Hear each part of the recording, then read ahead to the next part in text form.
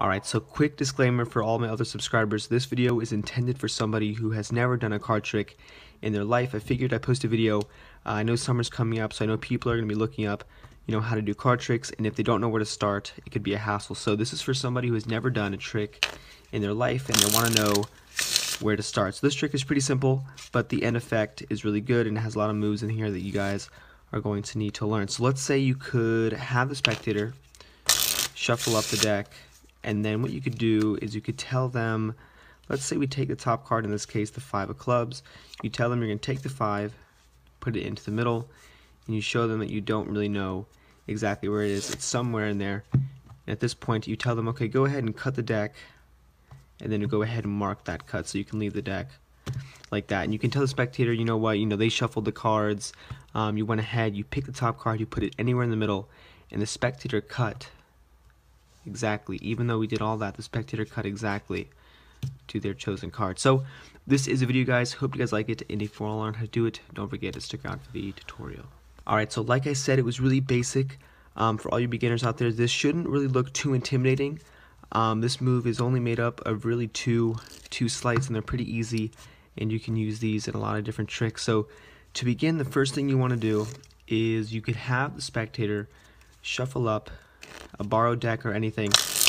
They could shuffle it up, and at this point all you have to do is get a double lift. So I'm going to leave a link on the screen for the double lift here, because if I explain it in this video it kind of takes too long, and the video I already have is a lot more detailed. So essentially what you're doing is, instead of flipping over one card when you're doing the trick, you're actually going to be flipping over 2 cards to make it look like you're flipping over one. And like I said, this video is directed towards beginners, so when you first do the double lift, don't be discouraged that it's going to look really sloppy, because it takes a while to get it to look smooth like that. So the whole premise, okay, a quick tip for when you do the double lift is you can take the 2 cards and you can leave them out jogged a little bit in the back, and then pick it up. And like I said, guys, I have another detailed description for the double lift here. If you click the link, that'll take you there.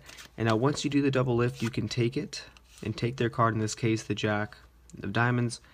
When you do your double lift, you're putting that 10 or that indifferent card into the middle, and their card is still going to be on top. So at this point, their selected card, whatever it's going to be, is still going to be on top of the deck. So that way when you have them, you say, look, I have no breaks, I have no idea where the card is. And what you want to do is, if you know how to shuffle cards, you can keep that selected card on top by ending the riffle with your right hand. So that's a little bit more advanced, even though it's kind of beginner just for you guys.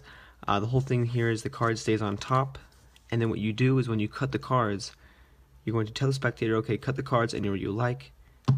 You move the card pack over to the right, or whatever the spectator does. You take the bottom half of the packet and you tilt it, and you put it on top of the other packet, and the top card is going to be right there. So that's kind of how the trick works. And then when you place the bottom packet on top of the top, you kind of misdirect them, and you kind of go over, recap the trick. This way the spectator kind of has time to forget about the placement of these decks. So if you kind of misdirect them, talk to them a little bit about how they shuffled the deck, how you place the card in the middle and then shuffled the cards again, they're going to kind of forget that this here is the top card. And if you do it convincingly, they're not going to guess it, second guess it anyway. So that is pretty much the trick. Okay, so you cut the cards, you leave it on top to mark the cut, flip over the top card, and this is a trick, guys. And like I said, this was intended for anybody who's looking to get a start in Magic. So if you did happen to like my videos, don't forget to subscribe, and as always, guys, thanks for watching.